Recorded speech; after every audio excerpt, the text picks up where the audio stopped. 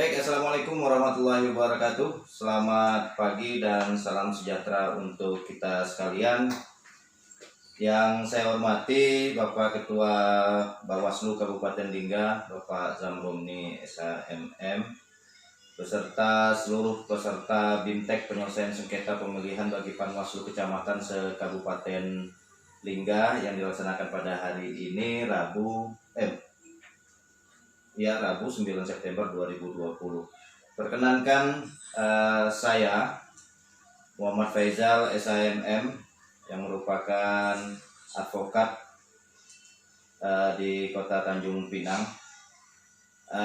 Sesuai dengan surat undangan yang kami terima beberapa waktu lalu, diminta untuk memberikan ataupun share terkait dengan mediasi, karena sebagaimana kita ketahui, setiap permasalahan itu terjadi karena adanya konflik. Nah, terutama di dalam proses pilkada ini pasti akan ada konflik-konflik mungkin yang terjadi, yang timbul di antara pendukung ataupun mungkin para peserta pemilu itu sendiri. Sebelumnya saya perkenalkan diri. Sesuai dengan slide yang sudah saya tampilkan ini, nama saya Muhammad Faizal SHMM, saya lahir di Tanjung Pinang 7 November 79. Saya beralamat di Jalan Cikudalam nomor 39 Tanjung Pinang. Nomor handphone saya sudah tertera di situ 081268028283. Selain sebagai advokat ataupun konsultan hukum, sehari-hari saya juga sebagai mediator bersertifikat, juga sebagai dosen atau akademisi di Sekolah Tinggi Teknologi Indonesia Tanjung Pinang. Selain itu saya juga sebagai licensed promoter Stephen dan juga sebagai penggiat neurolinguistic programming practitioner dan juga public speaker ataupun pembicara di beberapa kegiatan-kegiatan pemerintah maupun swasta. Para peserta sekalian, bahwa kita ketahui pemilu itu kan merupakan sarana pelaksana kedaulatan yang diselenggarakan dengan azas yang langsung, umum, bebas, rahasia, dan jujur dan adil. Nah, ini tentunya yang harus kita pegang sebagai penyelenggara pemilu itu sendiri. Sebagai bagian dari masyarakat, bagian dari negara ini, kita harus bisa menjamin bagaimana pelaksanaan pemilu itu bisa berlangsung secara adil, jujur, rahasia, langsung, umum, dan bebas itu sendiri. Nah, salah satu standar internasional ini bukan hanya yang berlaku di Indonesia saja, bahwa untuk mencapai pemilu yang demokrasi itu harus dilaksanakan dengan suatu kepatuhan ataupun penegakan hukum dari pemilu itu sendiri. Nah, standar ini kan menjadi penting karena standarisasi hukum itu harus menyediakan mekanisme yang efektif bagi kepatuhan hukum dan penegakan hak-hak pemilu itu sendiri. Nah, kemudian kita lihat lagi. Tadi disebutkan keadilan pemilu. Apa sebenarnya keadilan pemilu itu sendiri? Keadilan pemilu itu akan terwujud jika mekanisme itu bisa berjalan, ya, berjalan dengan baik dan mampu menjamin kemurnian hak pilih warga negara. Jadi sebagai penyelenggara pemilu juga kita harus bisa menjamin bahwa pemilih itu memiliki hak, ya, pemilih sebagai warga negara memiliki hak pilih dan itu dijamin oleh undang-undang. Ya, makanya KPU dalam hal ini juga pemerintah selalu melakukan coklat dan lain sebagainya itu untuk menjamin bahwa hak pilih warga negara itu diberikan oleh undang-undang. Tidak boleh orang yang misalnya sudah memiliki hak pilih tetapi tidak diberikan hak pilihnya, karena itu juga bisa melanggar undang-undang itu sendiri.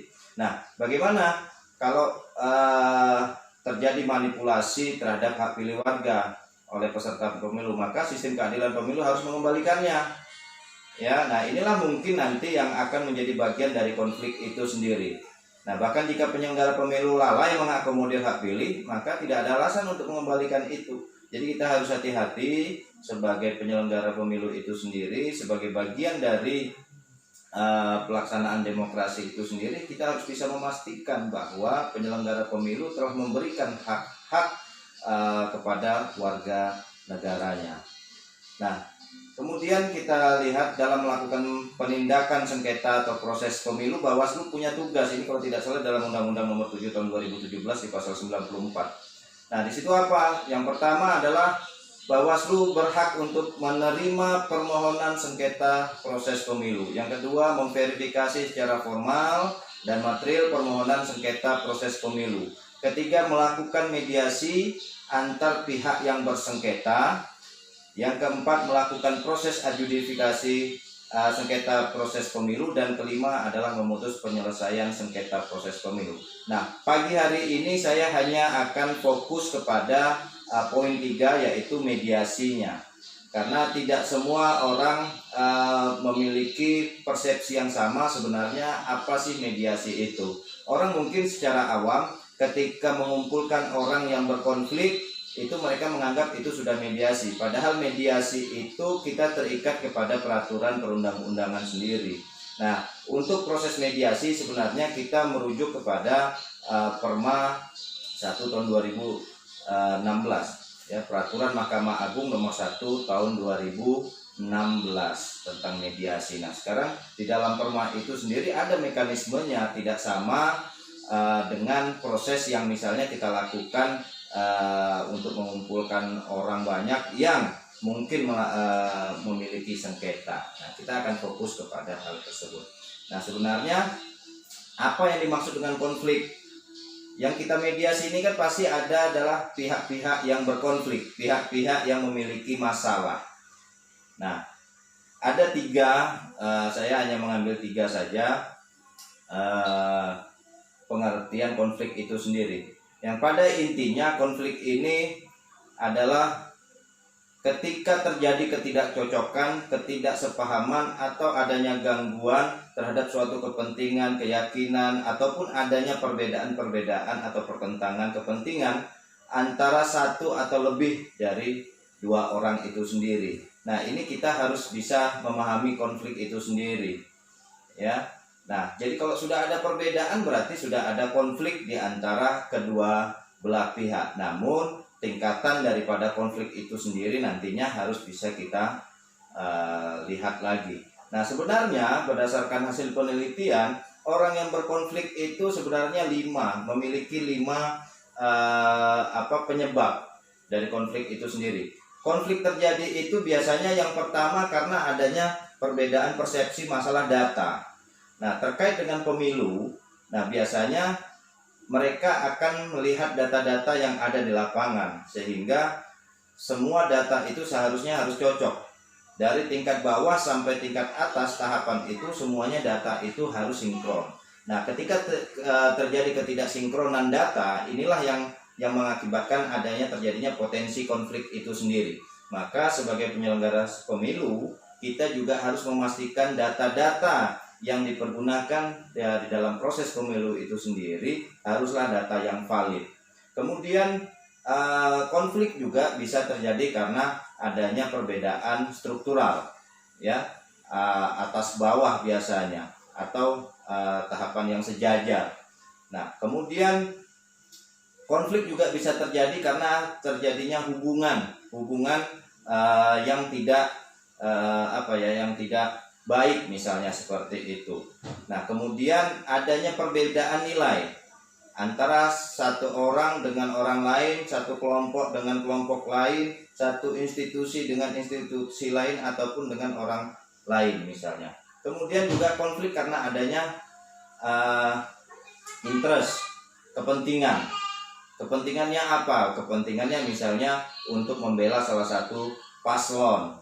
Nah, ini kemungkinan potensi konflik yang bisa terjadi bisa kita lihat mungkin dari 5 bentuk konflik itu sendiri. Jadi ada konflik data, ada konflik struktural, ada konflik hubungan, ada konflik permasalahan nilai, dan ada konflik terkait masalah kepentingan itu sendiri.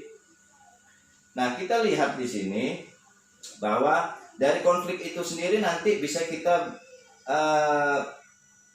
bandingkan apakah konflik itu merupakan konflik yang kecil atau konflik yang besar, ya.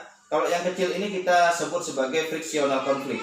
Nah, di mana konflik ini mungkin dianggap tidak mengganggu atau bobotnya ringan sehingga penyelesaiannya mungkin sangat mudah atau simpel.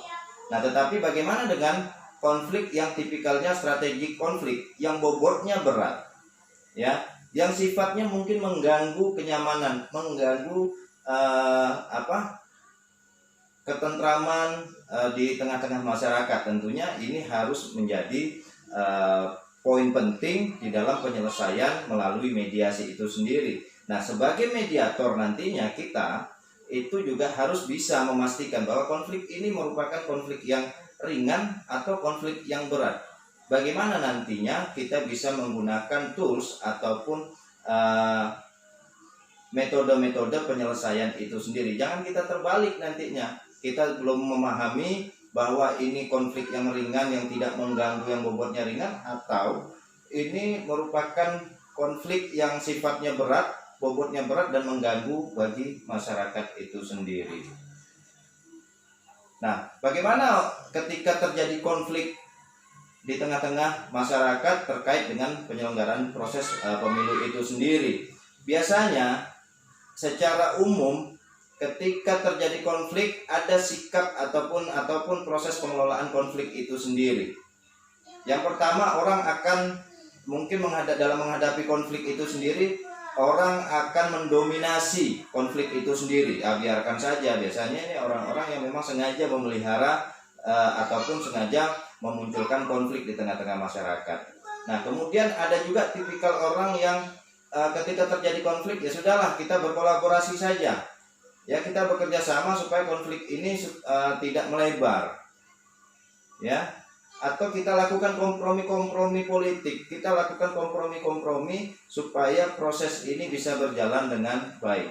Atau ada juga tipikal yang kita mengakomodir, ya, kepentingan ataupun maksud-maksud tertentu dari kelompok-kelompok ataupun perorangan itu. Kita akomodir, kita akomodir mereka supaya proses ini juga bisa berjalan dengan baik.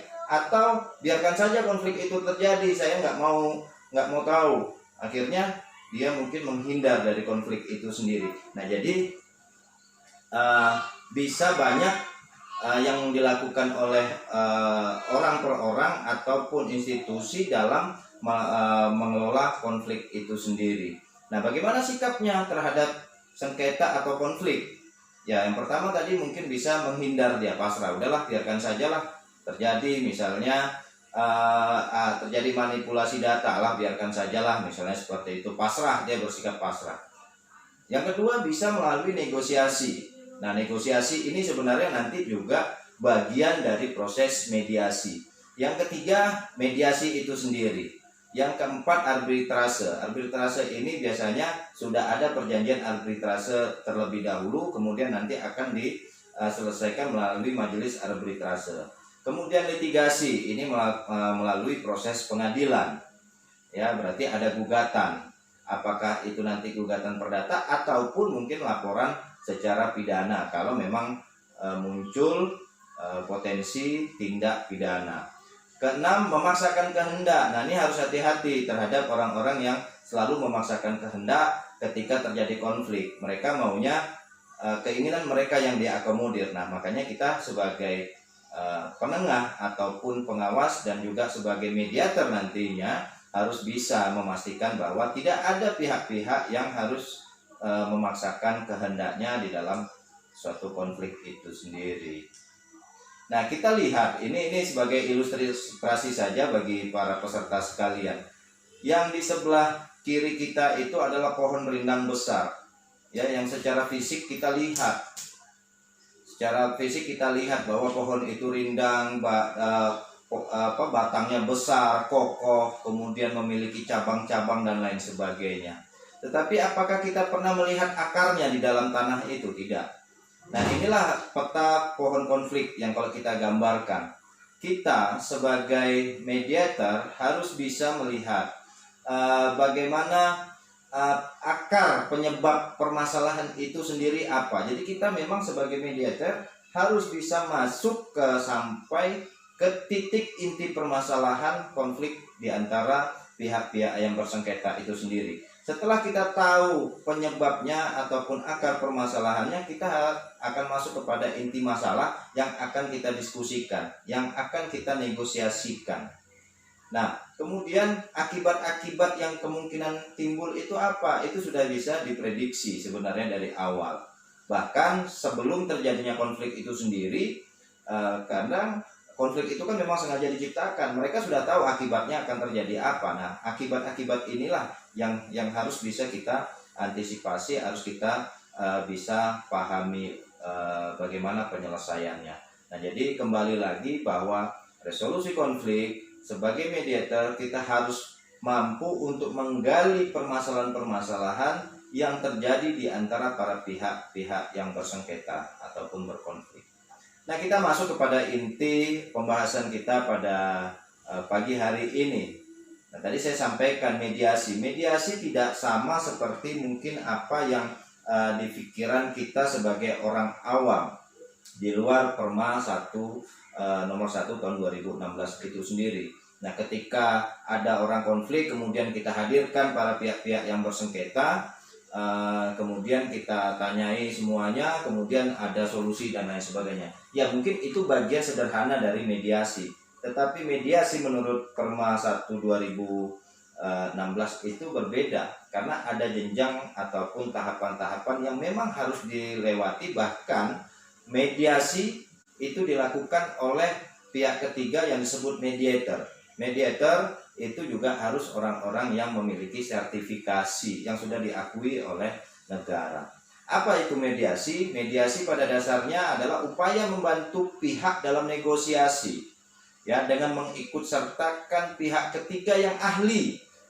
Nah, jadi bapak-bapak sekalian, para peserta sekalian nanti dianggap sebagai pihak ketiga, sebagai mediator yang ahli, yang tahu, memahami seluk-beluk daripada proses mediasi itu sendiri.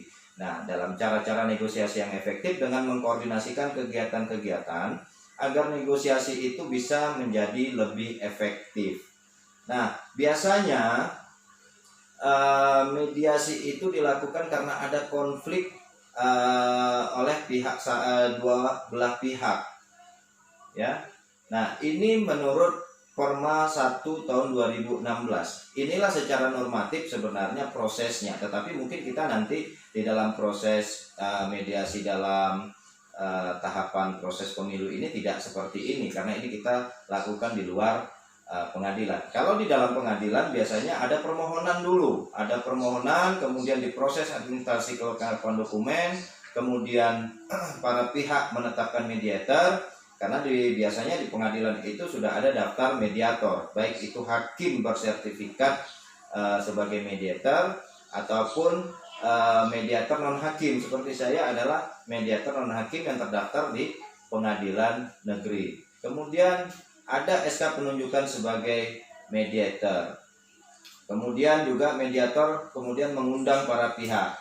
Nah, inti pokoknya adalah yang merah ini, acara mediasi itu sendiri. Nah, proses mediasi itu sendiri harus ada tahapannya. Yang pertama ada pembukaan, bagaimana kita memberikan respon ketika para pihak datang, kemudian memberikan penjelasan kepada para pihak sebenarnya apa sih mediasi itu, penjelasan kepada para pihak, kemudian kesimpulan awal mediator terhadap permasalahan yang sudah disampaikan oleh para pihak. Kemudian selanjutnya adalah penawaran konsep perdamaian. Biasanya mediasi itu kan kita mendorong para pihak itu untuk melakukan perdamaian. Kemudian tanggapan para pihak terhadap konsep-konsep perdamaian yang diajukan oleh para pihak. Kemudian ada kaukus ataupun mungkin nanti split meeting yang dilakukan terpisah. Nah, kemudian ada pendapat akhir dari para pihak terhadap hasil kaukus itu sendiri ataupun terhadap tanggapan para pihak tadi yang prosesnya di atas. Dan yang terakhir adalah kesepakatan mediasi. Nah, kesepakatan mediasi ini adalah mungkin bisa saja kesepakatan untuk melakukan perdamaian atau sepakat untuk tidak sepakat. Nah, biasanya ada juga istilah seperti itu, sepakat untuk tidak sepakat, bahwa ya mereka tidak mau, intinya dianggap mediasi itu gagal. Kemudian proses selanjutnya adalah pembacaan kesepakatan mediasi. Nah, kemudian kesepakatan itu biasanya harus dituangkan di dalam suatu perjanjian ataupun kesepakatan perdamaian.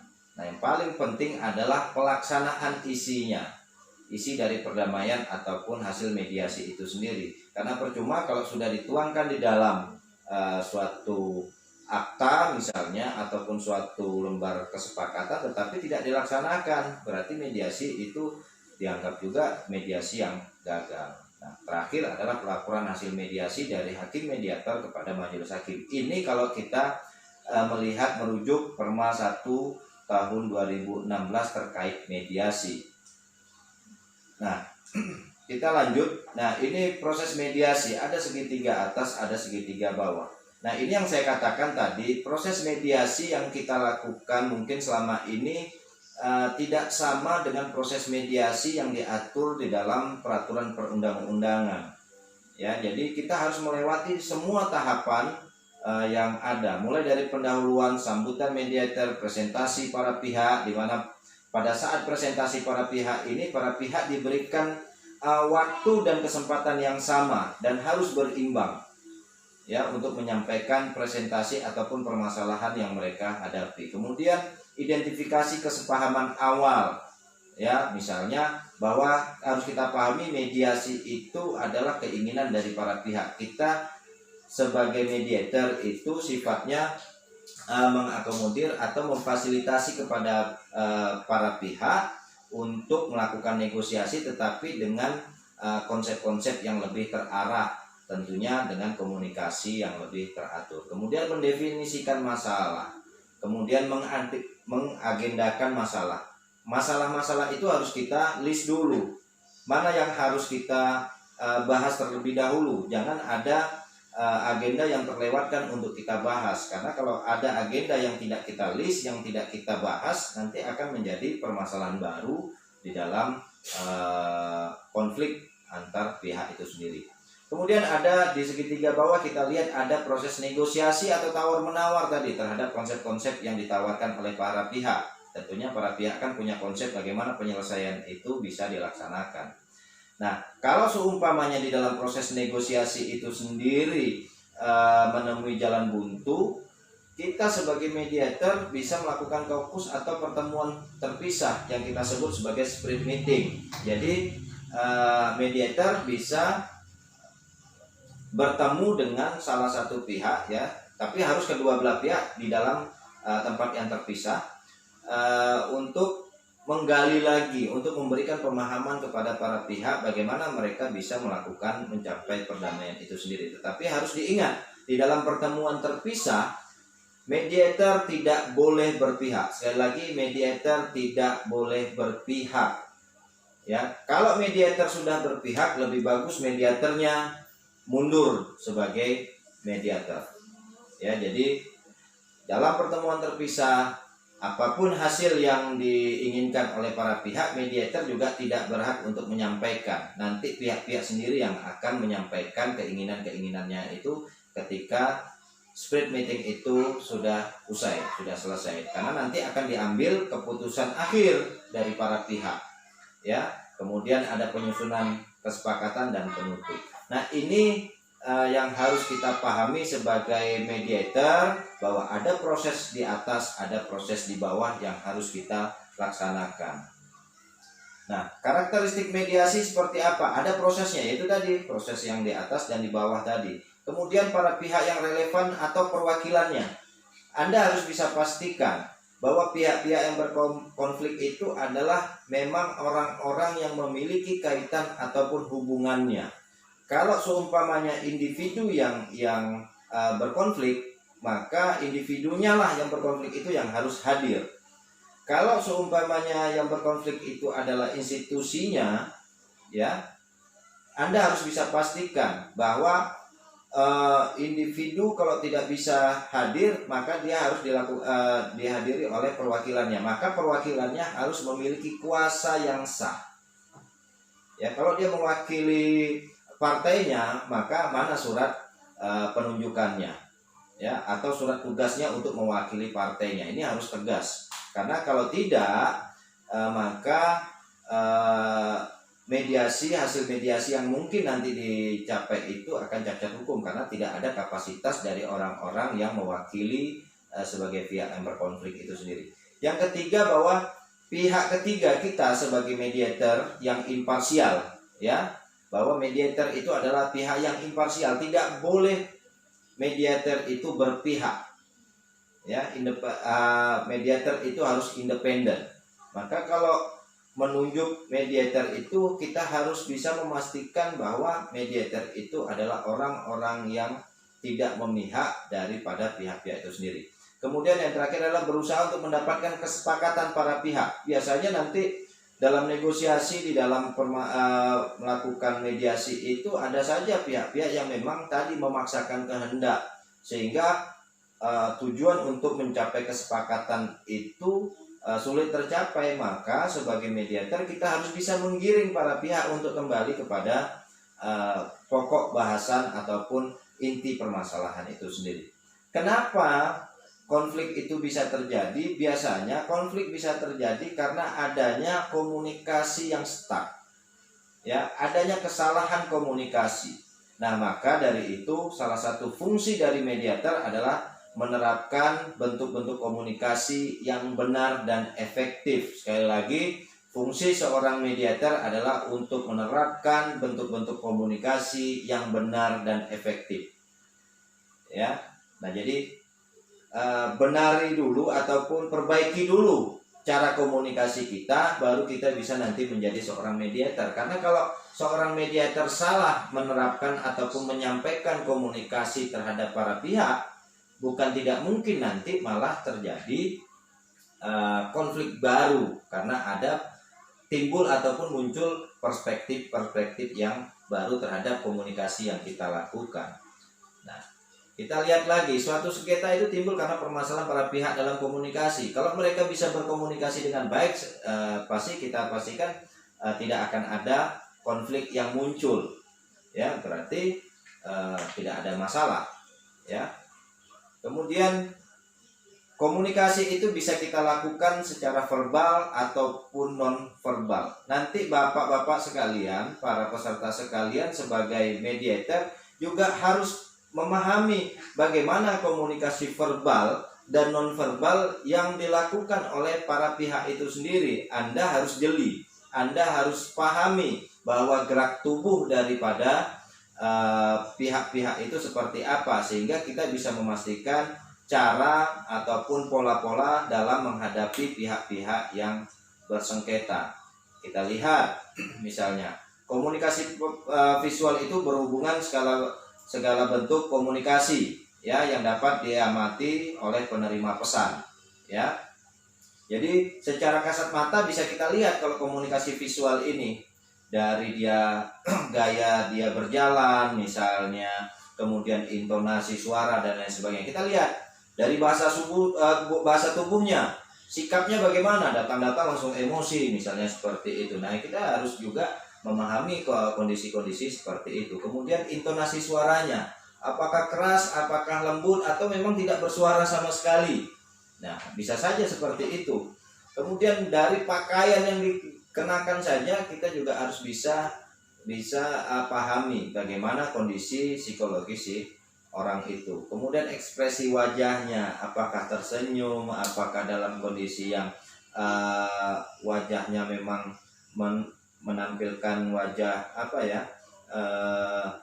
sangar ataupun beringas misalnya, seperti itu. Cara mereka bersalaman, bahkan tatapan mata ini penting. Ya, sekali lagi saya katakan tatapan mata ini penting karena kita bisa memahami dari mana orang itu, apakah orang itu konsisten terhadap hal-hal yang disampaikan, apakah itu bohong atau tidak. Itu bisa kita lihat dari tatapan mata atau gerak matanya itu sendiri, dan reaksi fisiologis, misalnya muka memerah, napas tidak teratur, biasanya sudah nervous dia. Nah, ini komunikasi visual yang bisa kita pahami terhadap pihak-pihak yang berkonflik, sehingga kita bisa tahu kondisi psikologis si pihak itu sendiri. Nah, hal yang paling terpenting di dalam proses mediasi itu adalah reframe, ya, mengulang ataupun mengubah kata. Di sini mediator itu dituntut untuk bisa mengulang atau mengubah kata-kata. Biasanya kalimat yang keluar dari pihak-pihak yang bersengketa itu adalah kalimat-kalimat yang negatif.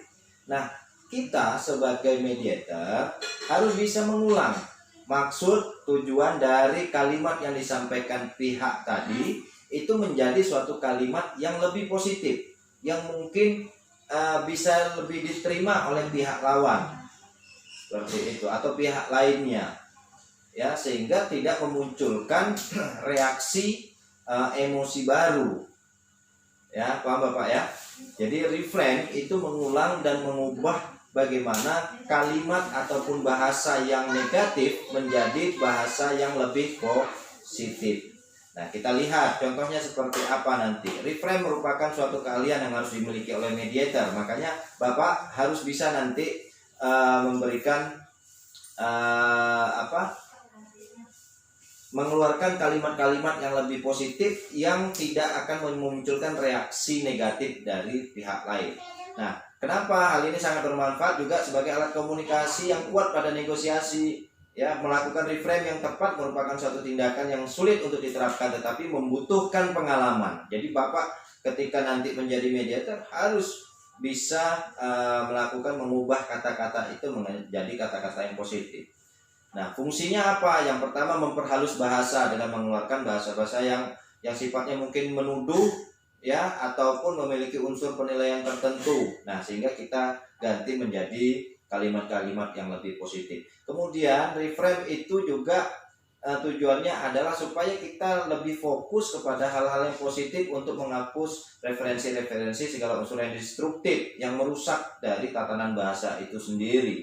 Kemudian yang ketiga, nih mohon maaf ini ada kesalahan ini penulisan ininya angkanya.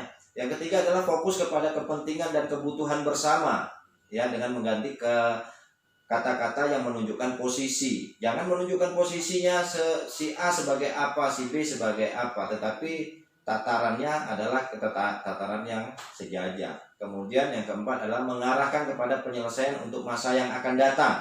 Jadi dorong para pihak itu untuk menyelesaikan untuk hubungan yang lebih baik di masa yang akan datang. Bukan kita menggali lagi potensi konflik yang sudah terjadi di masa lampau. Kelima adalah memadukan permasalahan dengan menghindari pengertian pada satu sisi. Jangan hanya kita pada satu sisi saja sehingga nanti mengabaikan permasalahan dari sisi pihak yang lain. Kemudian keenam adalah memperlunak tuntutan ataupun ancaman dan penawaran terakhir, dan ketujuh adalah mengubah suatu permintaan atau posisi yang absolut menjadi suatu bentuk penyelesaian. Nah, jadi kalau ada orang ngotot terhadap apa yang menjadi pemikirannya, ya kita harus bisa memposisikan mereka sebenarnya hal ini seperti ini. Nah, sehingga muncul nanti bentuk penyelesaian. Nah, ada hal yang berbeda ketika kita menjadi mediator juga. Biasanya ini sebagai contoh ya Pak ya, yang di sebelah kiri istilah para pihak itu yang digunakan para pihak nanti. Biasanya mereka, Pak kami ada sengketa, Pak kami berselisih. Maka sebagai mediator sebenarnya kita harus memposisikan bahwa itu bukanlah perselisihan, itu bukanlah persengketaan, tetapi itu adalah masalah atau situasi yang saat ini terjadi. Inilah yang kita sebut tadi sebagai reframe. Kita mencoba untuk menggeser istilah-istilah ataupun bahasa-bahasa yang sifatnya negatif menjadi permasalahan yang bahasa yang lebih bersifat positif. Negosiasi itu para pihak. Pak kami mau negonya seperti ini. Sebenarnya itu adalah hal diskusi, ya. Tuntutan kita jadikan itu menjadi harapan. Lawan ataupun tertuduh itu menjadi pihak lain. Jadi jangan ini, kalau ada yang melapor kemudian ada terlapor, jangan kita bilang pelapor dan terlapor misalnya, ya mungkin pihak A atau pihak B misalnya seperti itu, atau pihak lain. Setuju dengan menerima misalnya, uraikan fakta-fakta, menjelaskan pemahaman misalnya. Ini contohnya, ini contoh-contoh istilah-istilah yang memang harus bisa kita pahami sebagai seorang mediator, sehingga bahasa yang kita sampaikan nanti itu bisa lebih dipahami oleh para pihak, sehingga tidak memunculkan persepsi negatif lagi. Nah, Kita lihat Pak ya, ini bagaimana reframe itu bisa kita lakukan. Nah, ini ada bahasa misalnya seperti ini. Sudah 2 kali budak bodoh ini merobek spanduk paslon kami. Nah, kira-kira kalau seumpamanya bapak-bapak ataupun saudara-saudara sekalian menjadi mediator, ketika melakukan reframe kalimat dari salah satu pihak seperti ini, seperti apa yang harus kita lakukan? Karena di sini kan ada kalimat negatif ini yang saya warnai berbeda, budak bodoh seperti itu. Kemudian ada merobek. Nah, merobek ini kan intinya seolah-olah memang suatu suatu sikap ya, memang untuk menghancurkan seperti itu. Ini kan lebih bersifat negatif.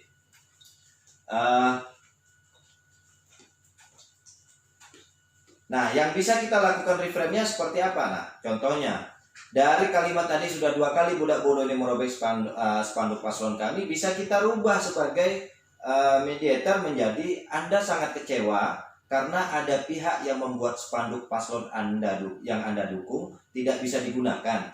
Nah, inilah kalimat reframe ini yang harus bisa kita konstruk, harus kita bisa bangun sehingga tidak memunculkan persepsi ataupun respon negatif dari pihak itu sendiri. Ya. Jadi kan kalau seumpamanya kita tidak bisa mereframe dari kalimat sudah 2 kali budak bodoh ini merobek spanduk paslon kami, mungkin kalau kita tidak memahami reframe itu sendiri bisa jadi Anda tidak terima spanduk Anda dirobek, otomatis akan memunculkan respon negatif dari pihak lainnya itu. Tetapi kalau bahasanya kita rubah ya, Anda sangat kecewa karena ada pihak yang membuat spanduk paslon yang Anda dukung tidak bisa digunakan. Jadi budak bodoh tadi kita ganti menjadi karena ada pihak kemudian merobek spanduk itu membuat spanduk paslon yang Anda dukung itu tidak bisa digunakan. Intinya sama, bahwa kalau dirobek itu kan nggak bisa digunakan lagi. Nah, inilah contoh-contoh reframe, penggunaan bahasa yang lebih positif yang harus bisa kita gunakan, harus bisa kita sampaikan kepada pihak-pihak sehingga tidak memunculkan. Kemudian peran penting dari mediator itu sendiri. Salah satu peran penting yang harus dilakukan mediator adalah mengarahkan proses. Ya, mengarahkan proses untuk meningkatkan kualitas negosiasi ataupun diskusi. Ya, kalau negosiasi tadi kan di atas tadi itu adalah bahasa para pihak, tetapi bahasa mediator, negosiasi itu kita anggap sebagai suatu diskusi. Nah, diskusi yang dilakukan oleh pihak-pihak bersengketa sebelum pertemuan mediasi, pada saat pertemuan mediasi, ataupun pada saat pertemuan terpisah ataupun split meeting. Jadi ada 3 tahapan sebenarnya. Ada mediasi yang dilakukan sebelum pra-mediasi, ya, ada pertemuan sebelum pelaksanaan, ada pertemuan pada saat mediasi, dan pada saat split meeting ataupun pertemuan terpisah. Summarizing ataupun merangkum hasil mediasi. Jadi dari semua proses tahapan yang sudah dilaksanakan, seorang mediator harus bisa merangkum hasil mediasi itu sendiri. Untuk apa? Untuk memastikan para pihak telah didengar secara benar, ya, pembicaraannya yang berlangsung itu secara konsisten dan dengan proses yang sama. Kalau seumpamanya pihak A kita berikan waktu 10 menit untuk menyampaikan permasalahannya, ya maka pihak B juga harus dengan durasi waktu yang sama. Kita harus adil memberikan waktu kepada para pihak. Kedua adalah untuk memperoleh kebenaran dan validitas terhadap hal-hal yang sudah dibahas tadi. Kemudian untuk memeriksa tingkat kebenaran atas pengertian yang diterima oleh para pihak. Kemudian mediator dapat untuk ditanggapi bila ternyata pengertian tersebut tidak tepat. Nah, boleh kita diinikan. Kemudian membuat suatu pihak untuk mendengar pernyataan pihak lain untuk kedua kalinya. Boleh. Jadi merespon apa yang kita rangkum tadi. Kemudian yang terakhir adalah memberikan kesempatan pada salah satu pihak untuk menambahkan sebuah pernyataan permasalahan bila rangkuman itu tidak memadai. Boleh mereka ini. Nah, kemudian questioning, membuat pertanyaan. Nah, ini juga bagian sebenarnya dari reframe itu sendiri. Nah, pertanyaan itu diformulasikan misalnya diawali dengan kata-kata apakah. Misalnya bagaimana, kapan. Nah, misalnya apakah solusi yang terbaik dengan melihat berbagai kendala yang ada. Kemudian bagaimana kita bisa menciptakan solusi atas permasalahan ini. Nah, ini yang kita tanyakan kepada para pihak sehingga para pihak itu memiliki wawasan ataupun memiliki suatu konsep solusi ke depannya seperti apa. Nah, kemudian kapan kesepakatan ini bisa dilaksanakan? Setelah mediasi ini atau nanti ada jeda waktu yang harus mereka persiapkan. Nah, yang paling penting juga adalah drafting, menyiapkan kesepakatan. Ya, seorang mediator juga harus bisa menuangkan hasil kesepakatan itu dalam suatu perjanjian ataupun kesepakatan. Ya. Nah, semuanya harus memuat hal-hal yang telah disepakati. Tidak boleh ada hal-hal yang terlewati untuk dituangkan di dalam suatu sengketa itu, dalam suatu kesepakatan itu sendiri. Nah, suatu perjanjian penting. Kenapa perjanjian itu penting? Karena untuk menghindari terjadinya perdebatan kembali atas hal-hal yang telah disepakati. Makanya dituangkanlah di dalam suatu perjanjian tertulis supaya para pihak bisa memahami setelah ditandatangani nantinya, mereka bisa membaca kembali, oh ya, ini hal-hal yang harus kita kita laksanakan kesepakatan ini. Nah, pada setiap halaman juga penting untuk mereka paraf misalnya dan harus ditandatangani di bagian akhirnya. Bahkan dalam hal-hal tertentu mediator juga bisa menjadi saksi untuk ikut menandatangani di dalam proses itu sendiri. Nah, bagaimana jika mediasi itu gagal? Jadi mediator itu tidak sebenarnya tidak memiliki beban terhadap tercapainya atau tidak tercapainya kesepakatan antara kedua belah pihak. Yang jelas adalah mediator memastikan bahwa prosedur daripada mediasi itu sudah dilaksanakan secara normatif. Ya, jadi gagal tidaknya itu bukan beban daripada mediator, tetapi mediator hanya sebagai fasilitator untuk memastikan bahwa tahapan daripada mediasi itu, proses daripada mediasi itu sudah dilaksanakan dengan baik. Nah, bagaimana jika para pihak gagal mencapai kesepakatan ataupun pernyataan dan pengakuan dari para pihak? Ya, nah maka proses mediasi tidak bisa digunakan sebagai alat bukti dalam proses persidangan. Ya, nggak bisa. Jadi, oh Pak, kemarin dalam mediasi yang kemarin itu dia pihak A itu sudah sepakat Pak begini. Itu tidak boleh. Ya, kalau seumpamanya proses mediasi itu gagal. Jadi mediasi yang gagal, maka segala prosesnya itu tidak bisa kita jadikan alat bukti di dalam proses persidangan itu sendiri. Nah, bahkan catatan mediator itu wajib dimusnahkan. Ini terkait kode etik. Jadi nggak boleh berita acara mediasi itu nanti misalnya itu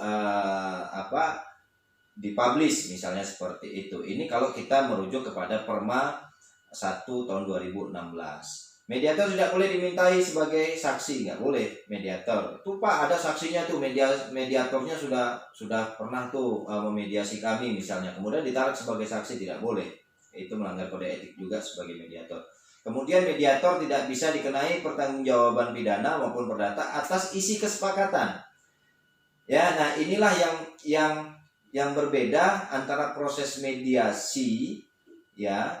Karena mediasi ini kita mendorong para pihak yang mencapai suatu kesepakatan. Hasilnya itu adalah keinginan dari para pihak-pihak sendiri. Berbeda dengan ketika permasalahan sudah sampai ke ranah pengadilan, maka keputusan itu adalah keputusan yang diambil oleh pihak ketiga. Ya, dalam hal ini hakim. Makanya kenapa mediasi itu kita dorong supaya para pihak benar-benar bisa mengambil solusi dari apa-apa yang mereka inginkan sendiri. Jadi bukan dari keinginan dari pihak ketiga. Nah, jadi kesimpulannya ada 6 keterampilan mediator yang harus kita dapati, harus kita pegang teguh. Yang pertama, mediator harus bisa memfasilitasi, kemudian harus berkomunikasi dengan baik dan lebih positif. Kemudian yang ketiga adalah mendengarkan lebih baik. ya, mendengar lebih baik, kemudian mengulang tadi, mereframe, kemudian bertanya dan merangkum. Ini proses yang harus dipahami oleh seorang mediator itu sendiri. Nah, ini saya rasa cukup pembahasan ataupun penyampaian materi dari saya, karena kita berprinsip bahwa mediasi, dalam proses mediasi itu damai itu lebih indah. Kalau bisa damai, kenapa harus sengketa? Demikian dari saya. Terima kasih kepada moderator kesempatan yang diberikan. Mungkin nanti kita akan masuk kepada proses tanya jawab. Terima kasih. Assalamualaikum warahmatullahi wabarakatuh.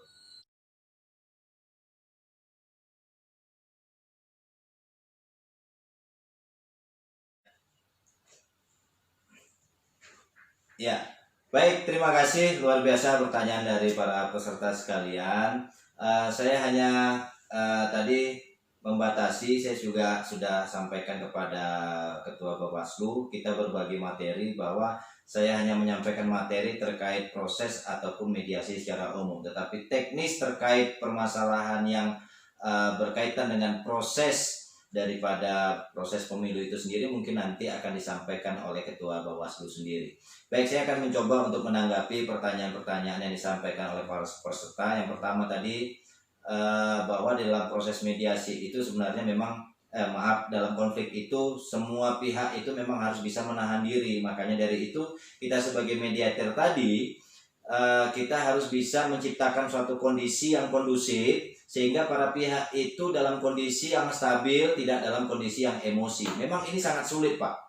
Kalau kita ucapkan itu sangat mudah sekali, tetapi bagaimana kita bisa menjaga kondisi stabilitas daripada kondisi psikologis para pihak itu untuk mereka lebih stabil, tidak emosi. Ini memang harus memiliki suatu pengalaman dan trik tersendiri kita sebagai mediator. Makanya kita sebagai seorang mediator, sebagai penengah, itu kita harus memiliki trik-trik tertentu.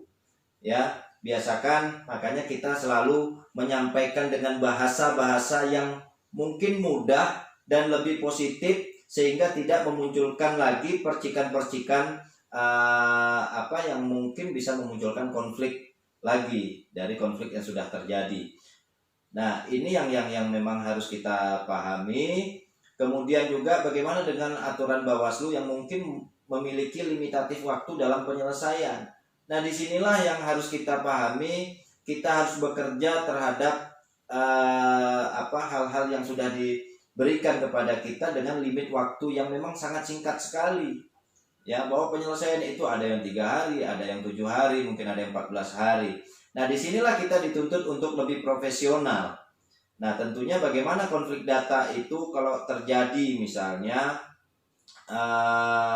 data-data itu tidak valid. Nah, makanya dari awal proses tahapan itu kita harus bisa memastikan bahwa kita sebagai pengawas juga harus memiliki data yang sama di antara penyelenggara pemilu, Pak.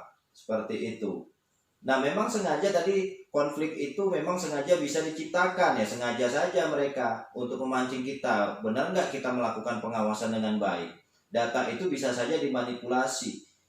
Nah, ya, kemudian kita bisa nggak kita memanggil pihak lain untuk menjadi saksi? Bisa, bukan menjadi saksi, tetapi menjadi ahli, ya, ahli yang bisa menerangkan terhadap untuk lebih menerangkan permasalahan ataupun konflik yang sedang terjadi. Misalnya, datanya memang salah pencatatannya pada saat di TPS ataupun data pada saat coklit, misalnya seperti itu. Karena ada pihak lain yang kita bisa hadirkan, mereka bisa tahu bahwa prosesnya, menerangkan prosesnya itu seperti apa. Bahwa data itu sebenarnya adalah data yang cocok, yang sesuai, itu adalah data yang mereka pegang. Nah, inilah yang harus kita pahami bahwa biasanya konflik-konflik itu nanti adalah konflik data biasanya, Pak. Maka di konflik data itu bapak-bapak semua harus bisa memegang data itu secara valid. Saya yakin Bawaslu Lingga ini, karena saya mengamati dari beberapa Bawaslu yang ada, baik itu di Tanjung Pinang, di Bintan ini, Bawaslu Lingga ini aktif sekali dalam melakukan sosialisasi, dalam melakukan persiapan-persiapan tahapan proses pemilu ini sendiri. Nah, sehingga saya sangat optimis bahwa data itu bisa valid. Nah, ini yang harus kita jaga, data supaya tidak terjadi konflik data itu sendiri. Nah, kembali lagi kepada SOP. Saya tidak tahu nanti terkait SOP-nya itu mungkin nanti adalah materi yang bisa disampaikan oleh Ketua Bawaslu Lingga, bagaimana limitasi waktu. Nah, saya sebagai lawyer tadi, karena tadi ditanya tanggapan saya sebagai pengacara seperti apa, karena ada tahapan yang diberikan batasan waktu ya. Kalau memang itu sudah diberikan oleh batasan waktu itu ditentukan oleh undang-undang, maka kita harus mengikuti prosedurnya. SOP itu harus benar-benar kita laksanakan. Jangan sampai kita sebagai penyelenggara pemilu melaksanakan tupoksi kita tidak sesuai dengan SOP-nya.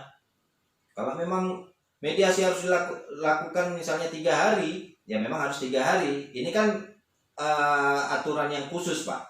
Ya, lex spesialis ini. Ya, kalau proses mediasi di pengadilan itu prosesnya bisa sampai 40 hari. Proses mediasi bahkan bisa diperpanjang sampai dengan 60 hari.